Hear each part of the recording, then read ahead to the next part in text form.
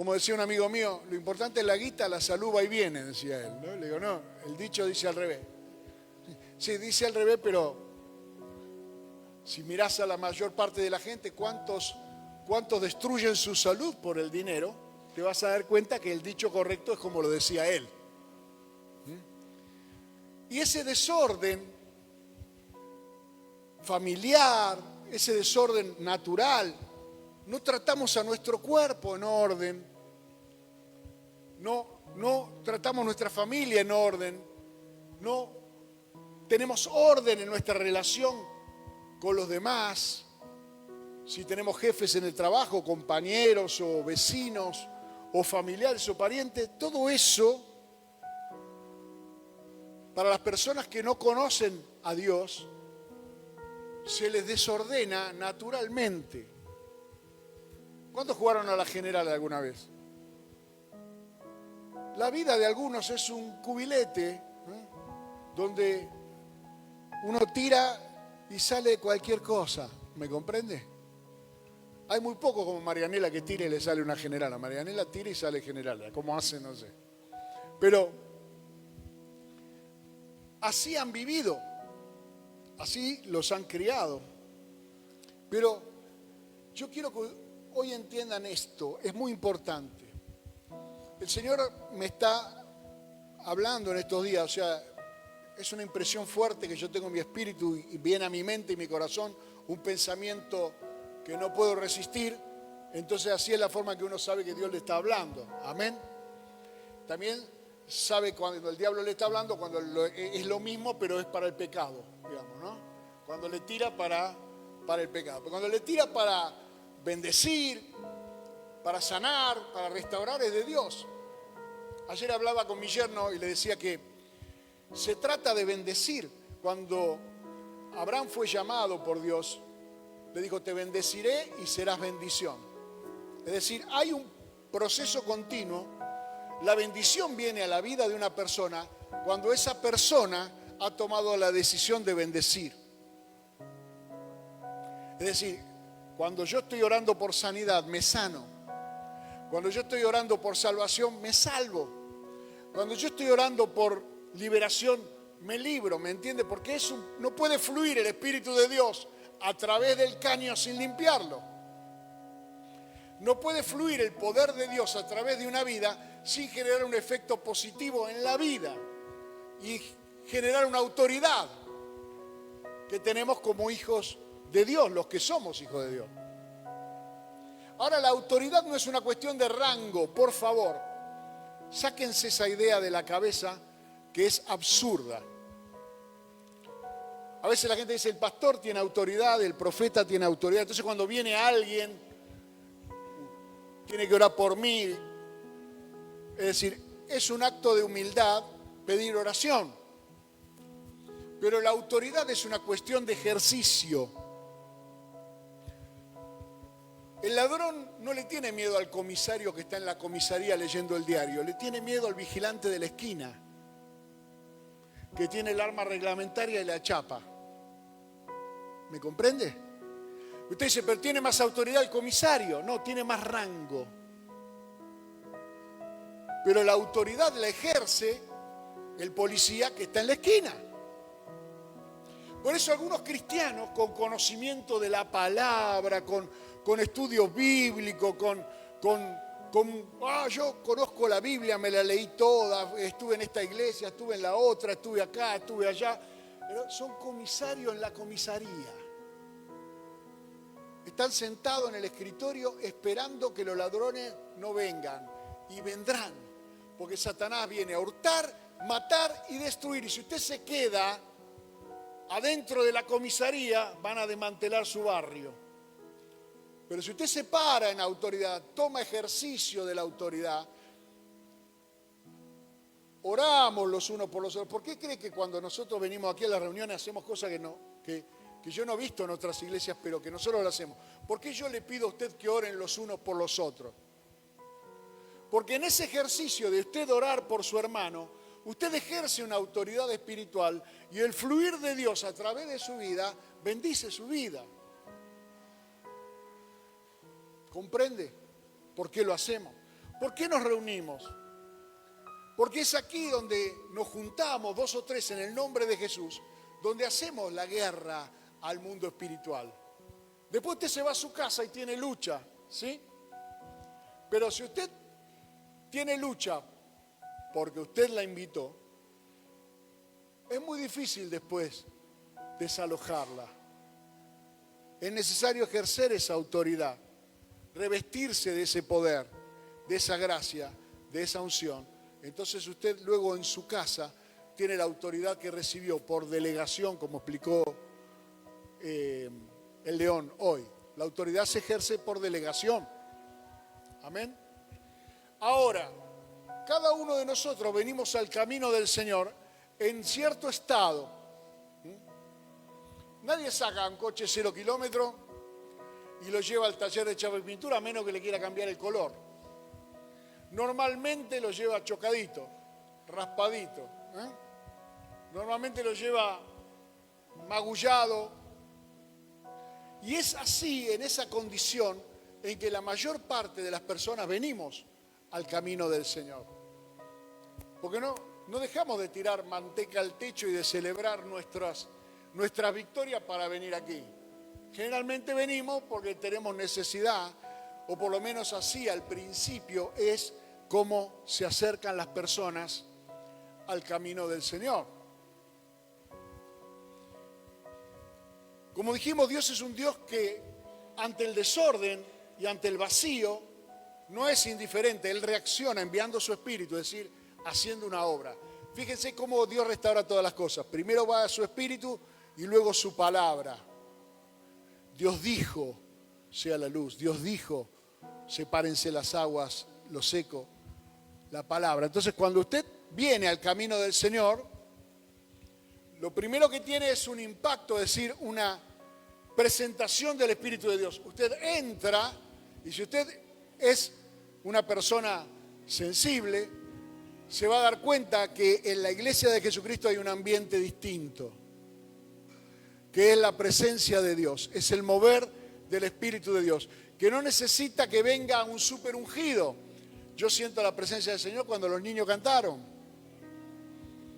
o cuando da un testimonio Ezequiel, porque esa presencia de Dios está. Lo que pasa es que a partir de una palabra yo la percibo. Somos nosotros los que tenemos la incapacidad de percibirla cuando estamos en la carne, cuando estamos duritos. Hay personas que vienen duritos a la iglesia del Señor. Duro, hermano. Usted tiene una piedra en el agua, puede estar 20 años adentro del agua. Después la saca, la rompe y por dentro está seca. Es decir, si usted está duro, puede estar sumergido durante mucho tiempo, pero el agua no le penetra. Si usted está duro en la casa del Señor, puede haber una presencia de Dios, puede haber un mover del Espíritu Santo tremendo, pero usted irse sequito por dentro, porque necesitamos ser quebrantados. Y de eso quiero hablarle hoy, de la necesidad del quebrantamiento y el poder de Dios para restaurar al quebrantado de corazón. Amén. Amén. Mire, dice así, Salmo 147, verso 1. Alabad al Señor, porque es bueno cantar salmos a nuestro Dios, porque suave y hermosa es la alabanza. El Señor edifica a Jerusalén, a los desterrados de Israel recogerá. Él sana a los quebrantados de corazón y venda sus heridas. ¿Cuál es el carácter de Dios aquí demostrado? Edificar, pero edificar ruinas sobre ruinas, porque Él dice que los israelitas estaban desterrados, así que Él los tiene que reunir. Así estábamos nosotros en el pecado del mundo, desterrados de la gracia de Dios. La Biblia dice, cuando todos pecaron están destituidos de la gloria de Dios. Destituido y desterrado es más o menos lo mismo. Sobre todo si usted tenía cierta autoridad en el pasado en su relación con Dios. Pero dice, el Señor edifica Jerusalén. ¿De qué está hablando? Está hablando de la iglesia del Señor, la Jerusalén celestial, en el libro de Apocalipsis. No quiero ser muy teológico hoy, pero está hablando de Jerusalén como la ciudad capital, la ciudad de Dios, en la iglesia del Señor Jesucristo. Él recoge, reúne a los que están dispersos, desterrados. ¿Cuántos recuerdan que lo que Jesús dijo cuando vio la multitud y tuvo compasión? ¿Qué dijo? Mateo 9:35. ¿Y del Corán? ¿Cómo andan para el Evangelio de Mateo? No la tienen. Lo prediqué hace 15 días atrás.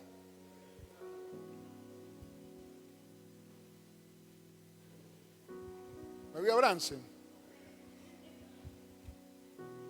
Lo prediqué hace 15 días. Al ver la multitud tuvo compasión de ellas porque estaban desamparadas y dispersas como ovejas sin pastor.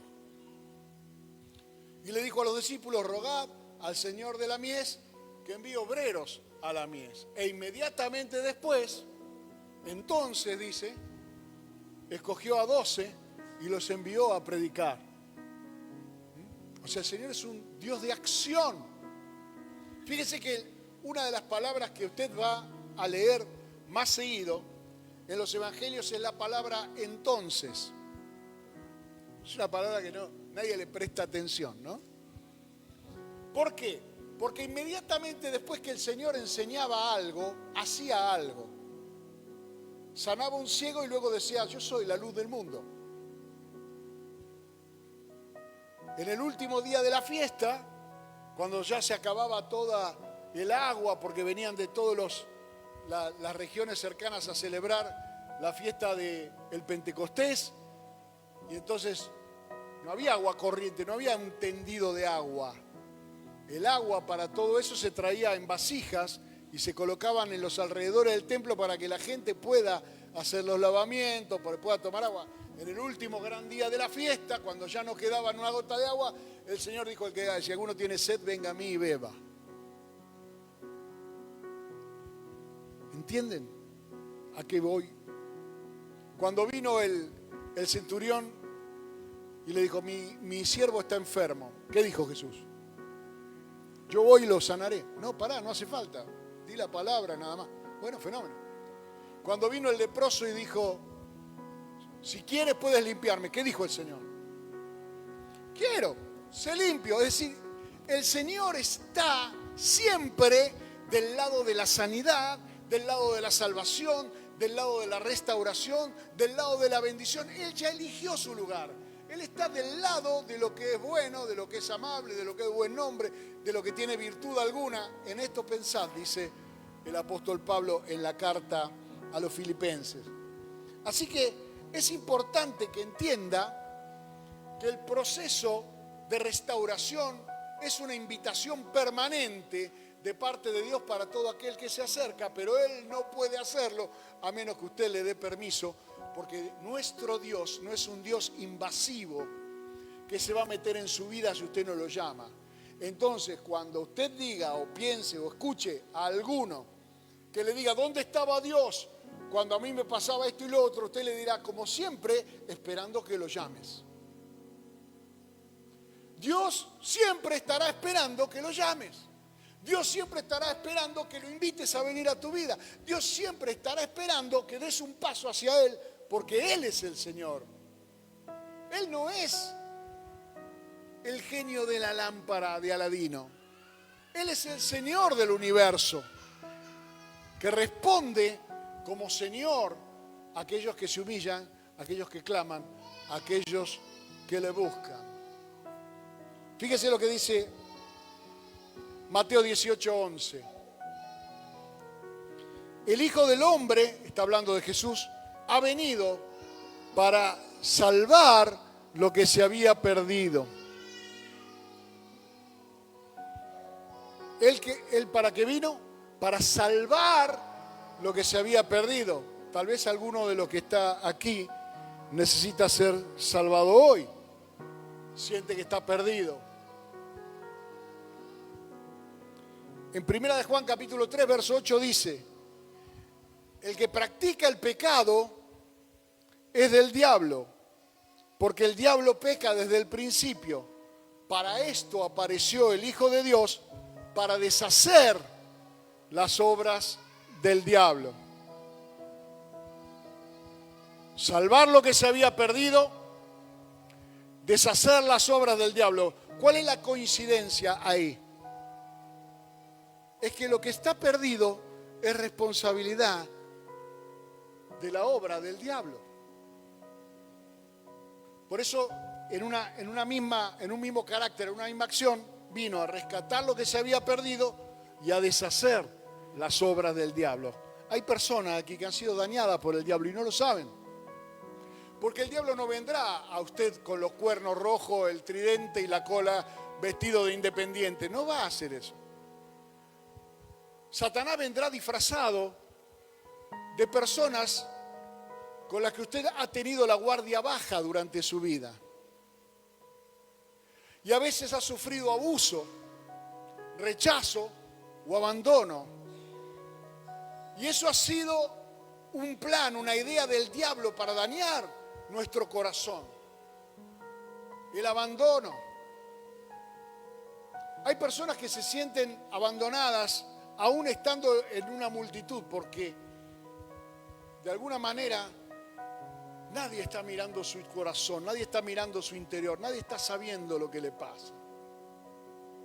Y tal vez se ríen en una fiesta o celebra algún chiste, pero en su corazón después siente como que ha sido abandonado.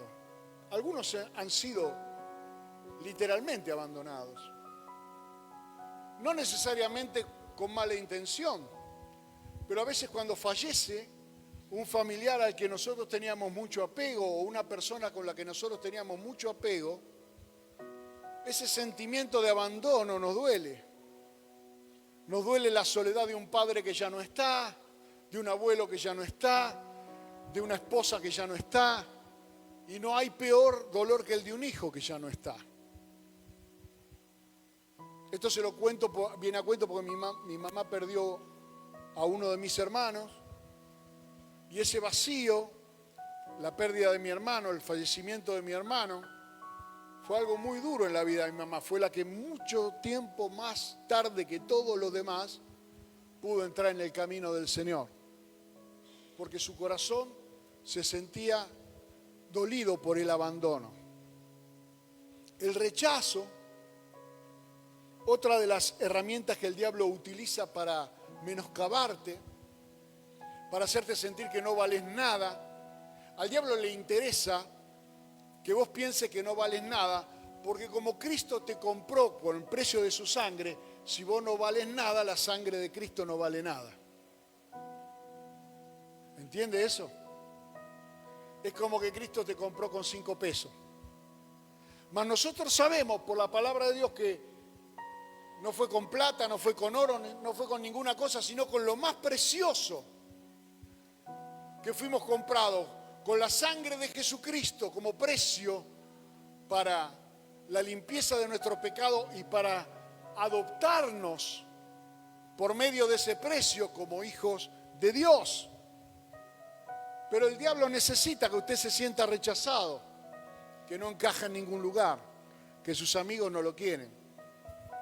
Sobre todo eso ocurre a veces cuando nos convertimos, porque intentamos hablar la palabra de Dios y la gente se nos ríe en la cara.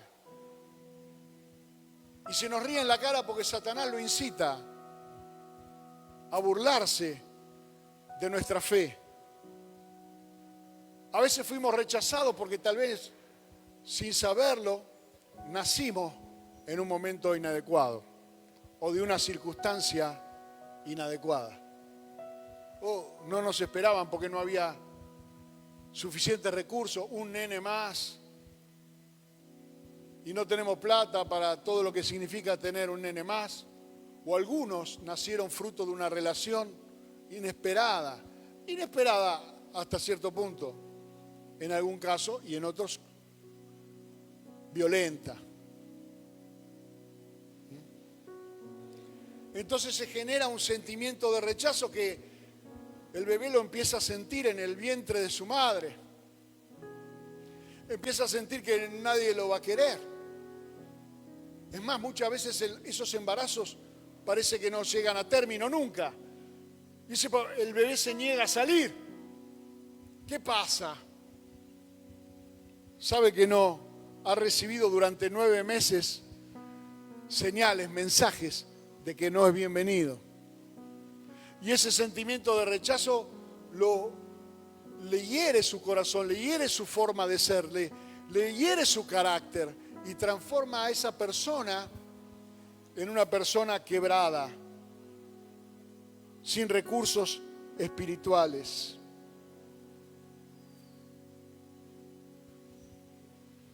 Es importante que entendamos que Jesucristo vino a deshacer eso. Porque esa es una obra del diablo y Él vino a deshacer las obras del diablo. Y Él vino a salvar lo que se había perdido. Ahí usted tiene lo positivo que vino a hacer y lo negativo que vino a deshacer. Mayormente las personas no son conscientes del daño que han recibido por el abandono, por el rechazo, y no entienden que ese rechazo y ese abandono genera en el corazón un resentimiento. Algunos sienten que el mundo está en deuda. No sé si conoce personas así. Todo el mundo está en deuda con él.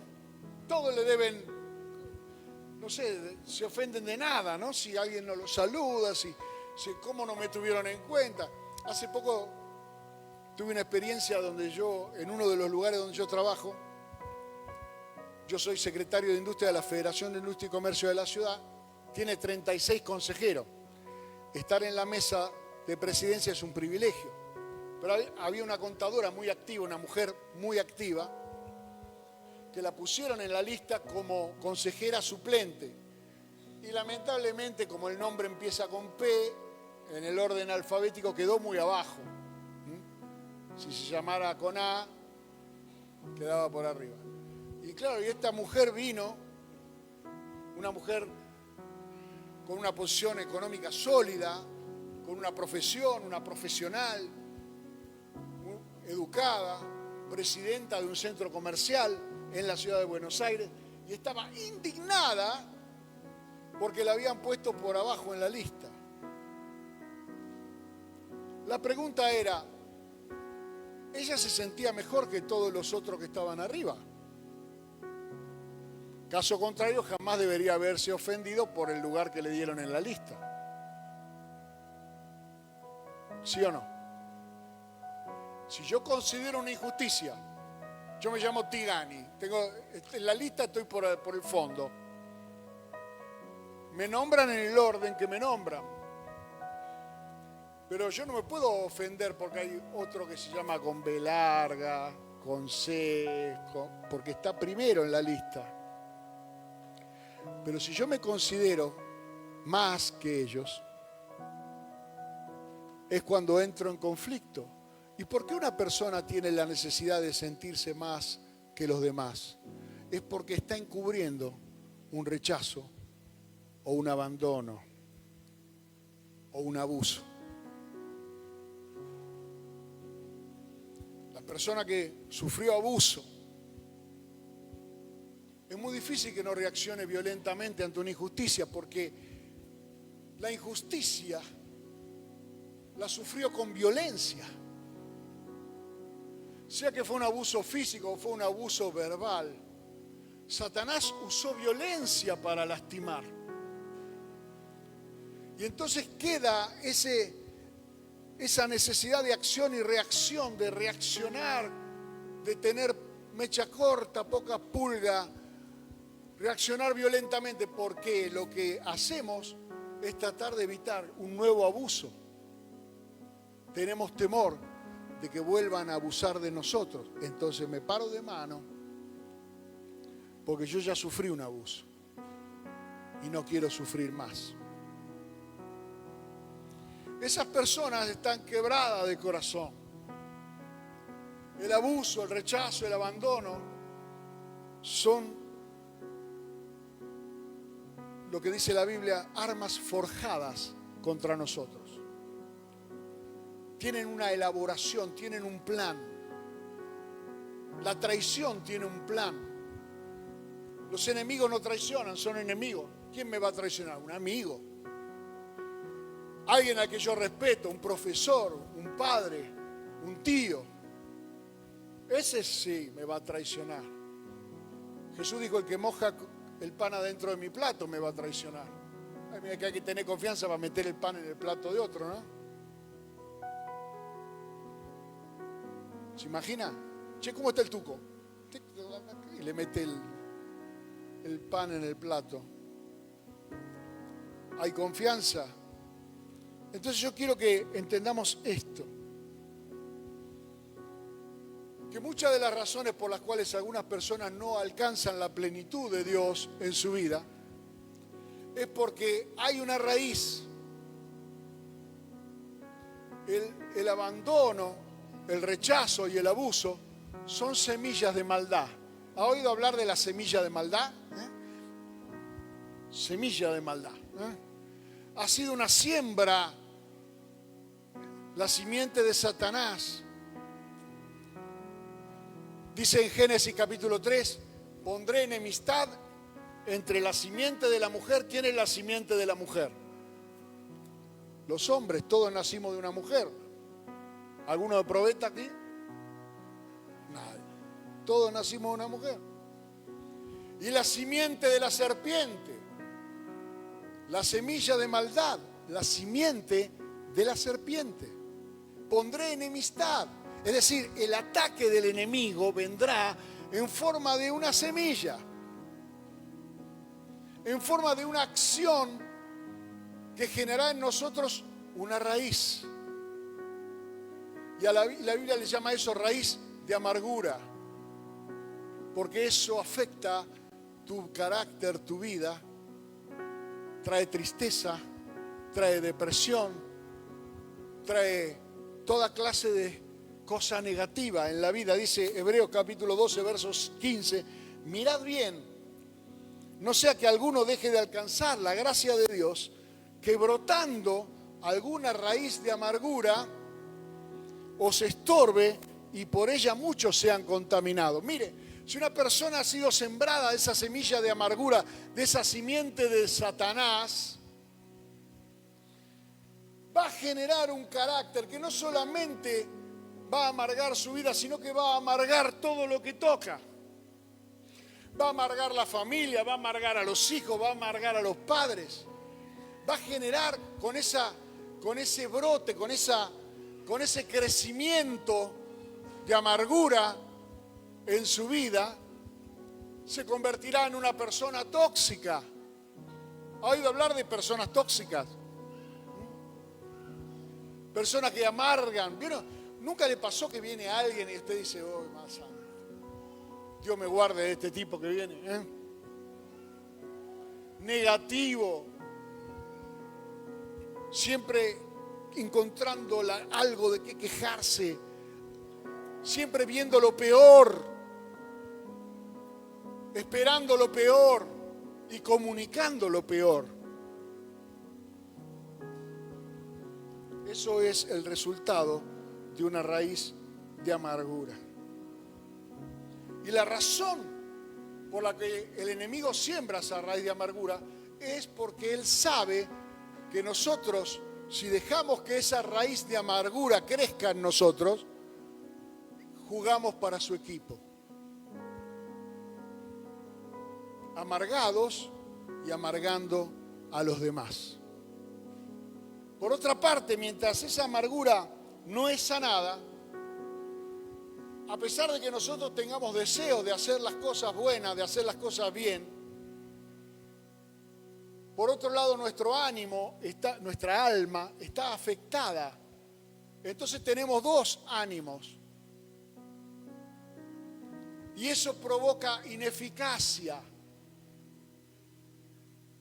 Dice en Santiago capítulo 1, verso 8, el hombre de doble ánimo es inconstante en todos sus caminos.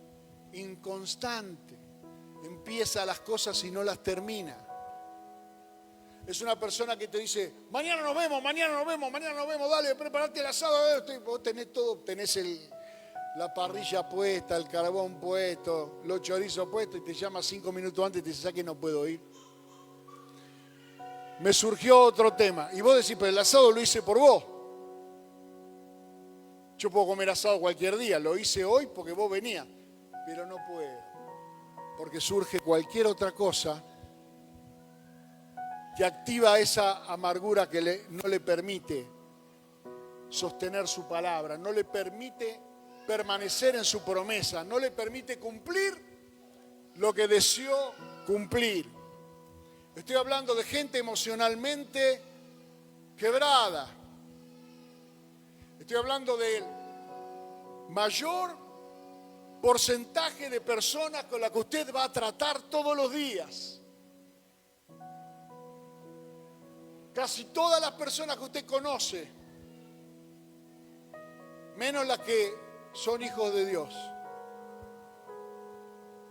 Ahora, ¿por qué Satanás quiere afectar tu alma? Porque el cuerpo, de alguna manera, hemos encontrado la ciencia, por revelación de Dios, la ciencia es revelación de Dios. Hace un tiempo hablando con alguno me decía, la Biblia dice que Jubal Caín inventó la música. No, papanata, la música ya estaba inventada. En el cielo ya cantaban al Señor por toda la eternidad y adoraban, los ángeles tienen trompeta. No es la Jubal Caín tuvo una revelación, o sea, descubrió algo que ya existía, la música, el arte de combinar los sonidos. Y la ciencia ya existía en Dios. Porque Dios es omnisciente, ¿sí? Y es revelada para beneficio del hombre. Entonces, te le duele la cabeza y automáticamente dice, che, ibuprofeno o paracetamol. Te le duele la panza y dice, buscapina. Usted se clavó 3 huevos fritos, dice hepatalgina. No sé, ya le viene a la cabeza el marketing, porque con hepatalgina me siento bien. Pero Proverbios 18:14 dice, el ánimo del hombre soportará su enfermedad. Es decir, un hombre enfermo, si tiene buen ánimo, podrá atravesar su enfermedad hasta con una sonrisa.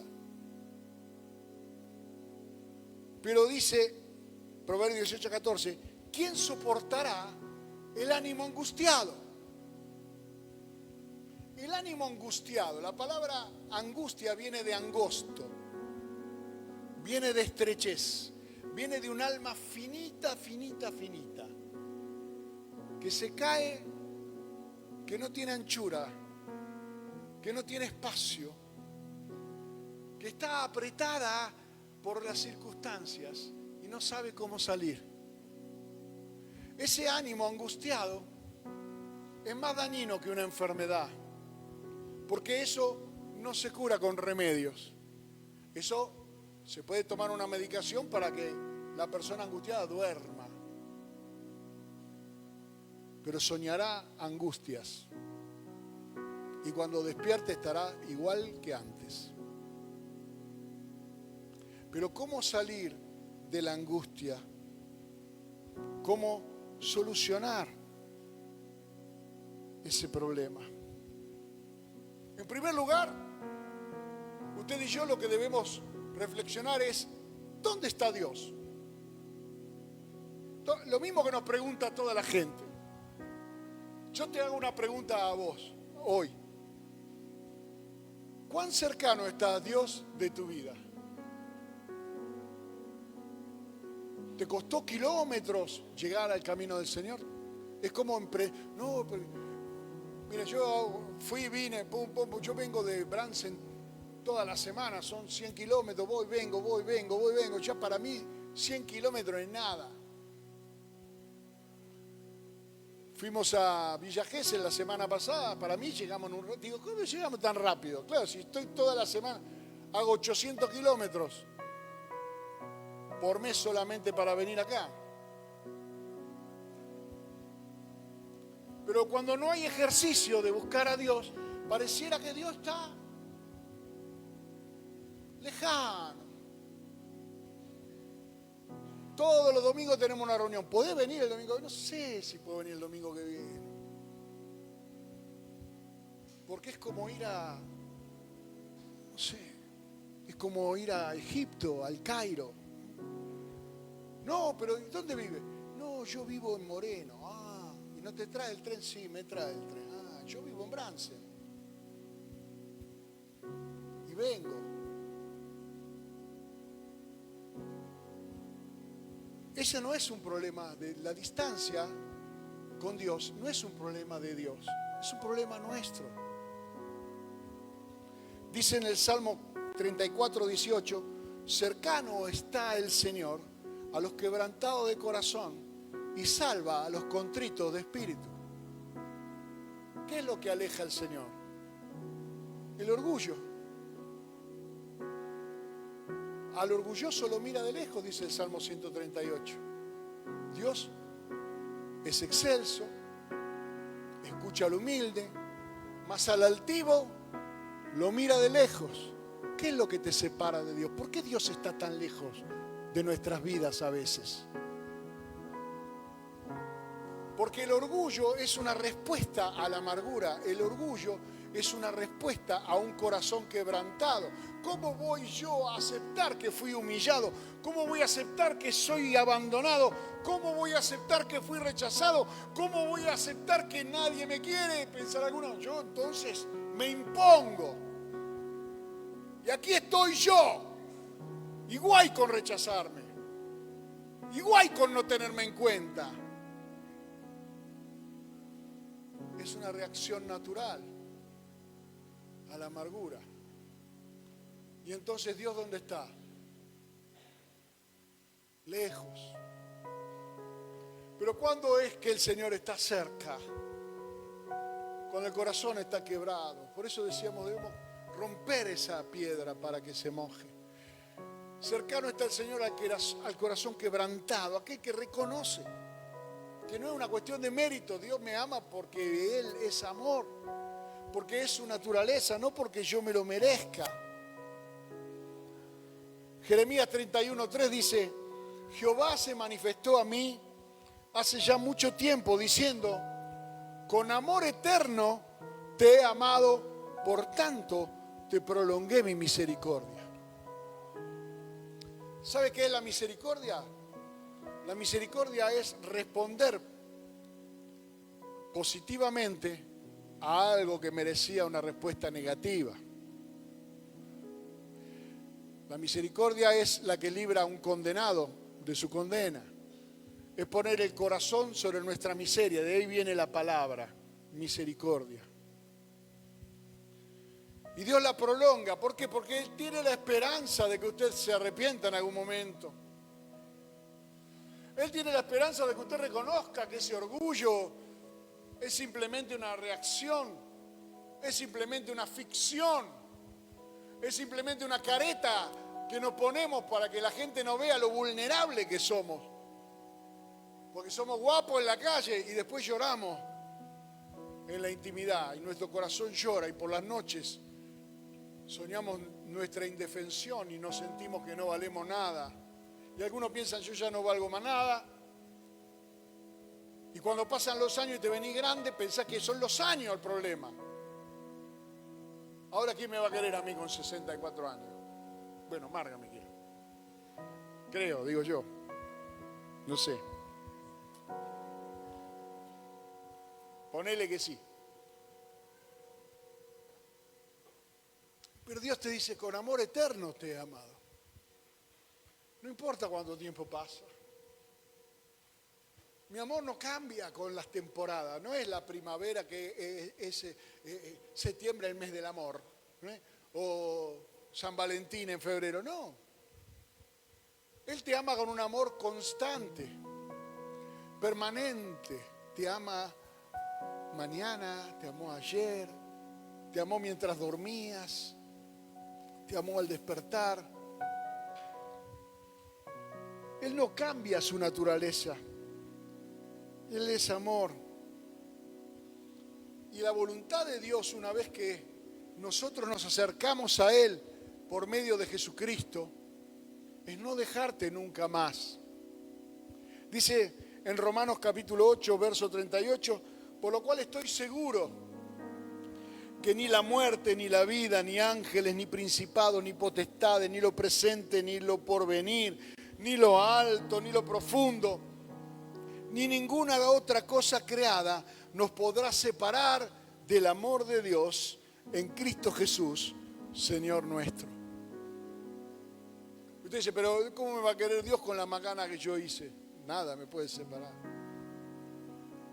Pero yo estaba ahí, estaba influenciado por el diablo. Ni principado, ni potestad, ni ninguna cosa creada. Y el diablo me incitaba a la violencia, y el diablo me incitaba a la inmoralidad. Nada me puede separar del amor de Dios. Aun cuando yo sé que lo que estoy haciendo está mal. Él dice, está mal, pero igual te amo. Igual retengo mi misericordia porque tengo la esperanza de tu restauración. Porque el precio fue alto. Por eso cuando nosotros venimos al camino del Señor, se habla de un nuevo nacimiento.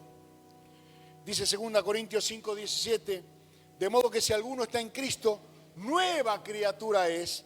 Las cosas viejas pasaron y aquí todas son hechas nuevas. ¿Qué quiere decir esto? Que Él no viene a poner un parche, Él viene a darte una nueva identidad. Él quiere que te identifique con Jesús. Y estando en Cristo Jesús, en el cuerpo de Cristo, en la iglesia del Señor, siendo carne de su carne y hueso de su hueso, pues entonces el Señor tendrá sobre nosotros toda bendición prometida al Hijo. Todo lo que le corresponde a Jesús como Hijo perfecto de Dios, a nosotros si estamos en Cristo, si nos identificamos con Él. Y entonces ya no somos más esclavos de Satanás. Dice Gálatas 4:7, así que ya no eres esclavo, sino hijo. Y si hijo, también heredero de Dios por medio de Cristo. Por lo tanto, ya el que viene a Cristo es libre. La libertad viene por medio de Jesús. Ya no tenemos que ser esclavos. Esclavos de ese abuso, esclavos de ese rechazo, esclavos de ese abandono. Ya no hay forma en la cual nosotros podamos sostener, si hemos conocido a Cristo Jesús, que nos merezcamos vivir en esclavitud, porque Cristo nos hizo libres y nos dio una nueva identidad. Ese ha sido el plan profético de Dios. Dice en Isaías, el Espíritu de Jehová el Señor está sobre mí, porque me ungió Jehová y me ha enviado a predicar buenas nuevas a los abatidos, a vendar a los quebrantados de corazón, a publicar libertad a los cautivos y a los presos apertura de la cárcel, a proclamar el año de la buena voluntad de Jehová, a ordenar que a los afligidos de Sión se les dé gloria en lugar de ceniza, óleo de gozo en lugar de luto, manto de alegría en lugar de espíritu angustiado, y serán llamados árboles de justicia, plantío de Jehová para gloria suya. Cambia la semilla. Ahora la semilla, la simiente es Cristo Jesús. Jesucristo dijo, si el grano no cae a tierra y muere, no lleva fruto, pero Él es la semilla perfecta, que fue plantada en nosotros para que nosotros seamos plantío de Jehová. ¿Y qué fruto daremos? Daremos fruto conforme al género, conforme a la semilla que fue plantada en nosotros. Y ese fruto tendrá sabor de amor, de paz, de bondad, de benignidad, de mansedumbre, de paciencia, de dominio propio, de fidelidad, porque es el sabor de Cristo. Esto fue ratificado por Jesús cuando Jesús se presenta por primera vez en su sinagoga donde él se crió, en Nazaret. ¿Qué palabra pudo haber traído él? Él dijo: el Espíritu del Señor está sobre mí. Lucas 4:18. Por cuanto me ha ungido para dar buenas nuevas a los pobres, me ha enviado a sanar a los quebrantados de corazón, a pregonar libertad de los cautivos, vista a los ciegos, a poner en libertad a los oprimidos, a predicar el año agradable del Señor. Y luego cerró el libro ahí, dice, y enrollando el libro, se lo dio al ministro y se sentó. Y todos lo miraron. Y él dijo: hoy se ha cumplido esta escritura delante de vosotros. Hoy es el día. Hoy se ha cumplido. ¿Por qué postergar? Porque, mire, si hay algo que el Señor no hace es postergar. Él vio la tierra desordenada y vacía y dijo: sea luz. Él no posterga. Mi siervo está enfermo, voy a curarlo. Si quieres puedes sanarme, quiero ser sano. No posterga. Búsqueme algún pasaje donde Jesús le dijo a alguien: vení mañana. Algún pasaje donde Jesús le dijo a alguien: vení el domingo a la reunión. Es ahora. Por eso el domingo cuando yo salgo veo que Ignacio está tiradito ahí, digo: vamos a orar ahora. Yo me podía haber ido a mi casa, comerme la pizza, todo, digo: voy a orar por Ignacio. Y Ignacio se pasaba 3 horas más enfermo. Hoy es el día, hoy es el momento, es ahora, es una decisión que hay que tomar cuanto antes. Arrancar esa raíz de amargura. Juan capítulo 19, verso 30. Le dieron a beber vinagre al Señor en la cruz. ¿Puede haber algo más amargo para tomar? La copa de amargura, que representa todo lo que Él estaba ahí asumiendo, el pecado de la humanidad, las enfermedades llevándolas en su cuerpo, sufriendo el rechazo, porque Él fue rechazado, sufriendo el abandono, porque Él fue abandonado, Él iría al pastor y las ovejas serán dispersadas, sufriendo la traición, porque Él fue traicionado, sufriendo la mentira, porque Él fue difamado, sufriendo el abuso, porque Él fue mortificado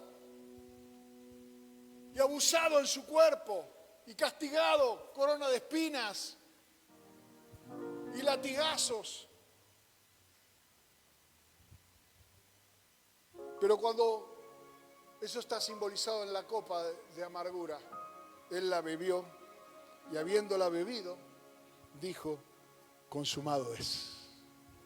Mira, hermano, consumado es, son las 2 palabras más importantes que jamás se hayan dicho en la historia de la humanidad.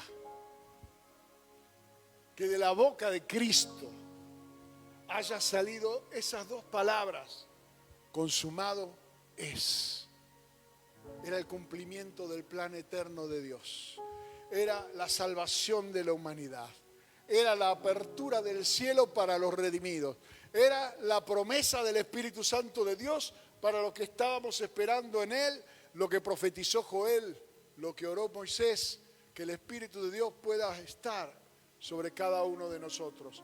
Consumado es, significa que cuando dobles la rodilla y todo lo que le pidas al Padre en el nombre de Jesús, Él lo hará, porque consumado es, porque el precio está pago, porque no hay sacrificio para ofrecer, porque no hay ofrenda para dar, porque no hay nada que pueda comprar el favor de Dios, porque eso ya lo conquistó Jesús derramando su sangre en el Gólgota. Consumado es significa que si seguís atrapado en tu problema es porque vos no estás confiando. No estoy diciendo que los problemas no van a venir. Estoy preguntándote de qué lado estás, para quién jugás. Si jugás para la semilla de amargura o para la semilla de salvación.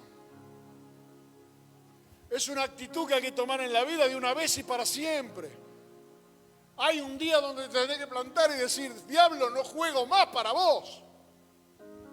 No soy más cómplice de tu abuso, no soy más cómplice de tu rechazo, ni de tu abandono, ni de ningún plan que hayas puesto en contra de mi vida para arruinar mi vida y la vida de la gente que está a mi alrededor. Me la juego por Jesús, Él vino a morir por mí y entonces ahora Él me bendice y yo seré una bendición. Y yo restauraré lo que estaba arruinado. Y yo voy a rescatar lo que se había perdido. Y yo voy a recuperar lo que el diablo me robó. Para mi vida, para mi familia.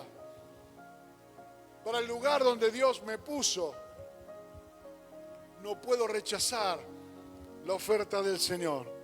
Venid a mí todos los que están trabajados y cargados. Y yo los haré descansar. Llevad mi yugo sobre vosotros y aprended de mí, que soy manso y humilde de corazón. Y entonces hallaré descanso para vuestras almas. Póngase de pie, vamos a orar al Señor.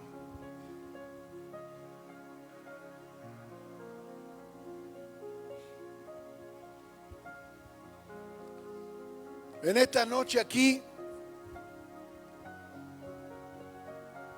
es una noche de quebrantados.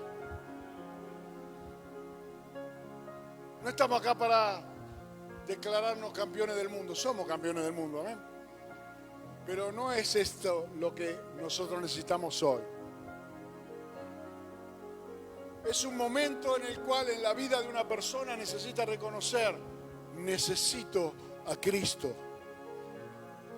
Necesito un cambio. Necesito ser libre de esa raíz de amargura. Necesito restaurar lo que se perdió. Necesito que sean deshechas las obras del diablo. Y yo quiero orar, pero también quiero hacer una invitación. Padre, en el nombre de Jesús de Nazaret, que nos ha convocado hoy aquí. Yo sé que Él está aquí en este lugar y que tu Espíritu Santo está aquí en este lugar. Sobre nuestro desorden y vacío, sobre nuestro quebrantamiento, mirando con compasión el daño que hemos sufrido por el abuso, por el rechazo, por el abandono, la angustia que a veces sentimos por no tener soluciones. Pero hoy te has presentado ante nosotros como la única solución a todos nuestros problemas. Tú eres ese remedio único que cura todos los males del corazón. Tú eres la única receta que el Padre escribió. Y escrito está, consumado es. Nuestra salvación ha sido consumada. Nuestra liberación ha sido consumada. Nuestra sanidad ha sido consumada. Nuestro destino eterno ha sido consumado. Nuestra autoridad sobre Satanás y todos sus demonios ha sido consumada. Y en esta noche, Señor, te pedimos de corazón,